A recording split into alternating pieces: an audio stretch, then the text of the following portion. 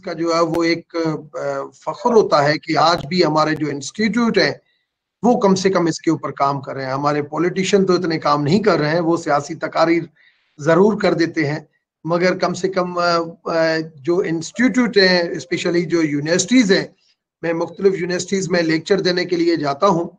तो जब लेक्चर देने के लिए जाता हूँ तो वहां पे नॉन मुस्लिम कम्युनिटी का जब भी टॉपिक आता है तो उसको स्टूडेंट्स बहुत इंटरेस्ट के साथ देखते हैं। जब मुख्तार साहब HEC के चेयरमैन थे, उनकी बहुत ज्यादा ख्वाहिश थी कि हम नॉन मुस्लिम कम्युनिटी के हवाले से सारी यूनिवर्सिटीज के अंदर जो है वो एक एक ऐसा जो है वो लेक्चर रखें कि लोगों को पता होना चाहिए, हमारी फ्यूचर जनरेशन को पता होना चाहिए कि पाकिस्तान की आज़ादी के दौरान non Muslim community, specially Hindu community, Christian community, Sikh community का रोल क्या था, जो आज जो है वो हमें दूसरे नंबर के शहरी जो समझते हैं, तो उनको ये पता होना चाहिए कि ये पाकिस्तान जो आज़ाद हुआ था तो कायद-ए-आज़म मोहम्मद अली जिन्ना के साथ मुस्लिम कम्युनिटी के साथ नॉन मुस्लिम कम्युनिटी का उतना ही रोल था। इसी वजह से आज SP सिंघा अगर नहीं होता तो पंजाब आज हमारे साथ नहीं होता, और इसी वजह से जो है वो कायद-ए-आज़म ने अपनी दिल के साथ जो है वो जोगिंदर नाथ को ऐसे रखा था कि उसने कश्मीर कमेटी का चेयरमैन हो या लॉ एंड जस्टिस का मिनिस्टर हो, उसने जोगिंदर नाथ को किया था और किसी को नहीं किया था। मगर हम जो है आज भी उस ट्रैक से जो है वो हटे हुए हैं, और स्पेशली जब माइनॉरिटी डे आता है फिर भी ये बेहतर है कि कम से कम माइनॉरिटी डे के दौरान जो है इन दिनों को जो है वो सियासी लेवल के ऊपर भी प्रेसिडेंसी में, प्राइम मिनिस्टर हाउस में इन चीजों को जरूर दोहराया जाता है, ये भी मेहरबानी है। मगर मुझे जो ज्यादा जो फख्र ये है अपने स्टूडेंट्स का और अपने यूनिवर्सिटीज के वाइस चांसलर्स का, जो पढ़ी लिखी जो आज भी सोसाइटी जो मौजूद है, और उसका कि आज भी वो इन चीजों को जरूर फोकस करती है कि हमारे इंस्टीट्यूट के अंदर ये जात पात का चक्कर नहीं हो, हमारे बच्चों को कम से कम पाकिस्तान के बारे में पता हो, हर एक के फेथ के बारे में पता हो, हर एक के रोल के बारे में पता हो, और मज़ाहिब की सही तालीम का पता हो कि इस्लाम जो है वो हर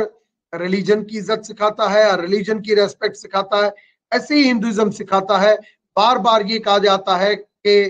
हिंदुत्व तो कोई मजहब ही नहीं है। अगर कोई पॉलिटिकल लीडर, अगर जमायत इस्लामी की एक पॉलिसी है पाकिस्तान के अंदर कायद-ए-आज़म के जाने के बाद, उसने अपनी पॉलिसी को यहाँ पे जो वो लाई कि भाई नहीं, यहाँ पे हिंदू कम्युनिटी का रोल नहीं है, तो हुआ ये कि 23% पॉपुलेशन थी at the time of the partition, जो 11 अगस्त की स्पीच सुनने के बाद वो बैठ गई थी यहाँ पे। मगर जैसी जमायत इस्लामी अपनी पॉलिसी जो है वो लाई और कायद-ए-आज़म की वफात के बाद हुआ ये कि जोगिंदर नाथ जैसे बंदे भी जो है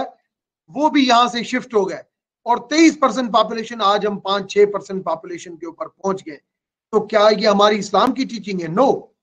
इस्लाम की टीचिंग तो वो है जो आखिरी नबी ने समझाई थी, मगर ये जमायत इस्लामी की टीचिंग है। इसी तरीके से हिंदुइज्म की जो टीचिंग है वो रेस्पेक्ट है,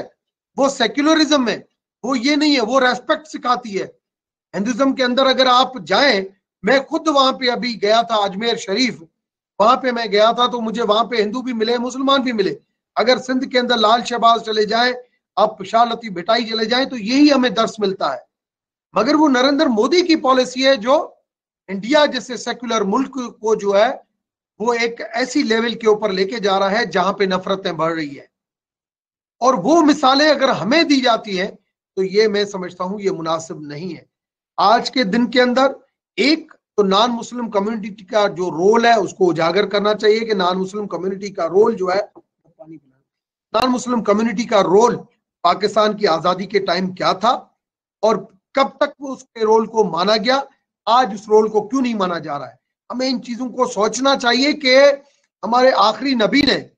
जिसको रब्बुल आलमीन ने रहमतुल आलमीन का लक़ब दिया था, उसने ये कहा था कि कोई भी चीज करने से पहले आप अपने आप को जो है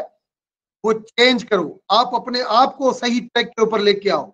मीठे बच्चे को नसीहत देने के लिए उस दिन नहीं दी, दूसरे दिन दी कि आज मैंने खुद खाया हुआ है। तो कम से कम हम खुद अपनी चीजों को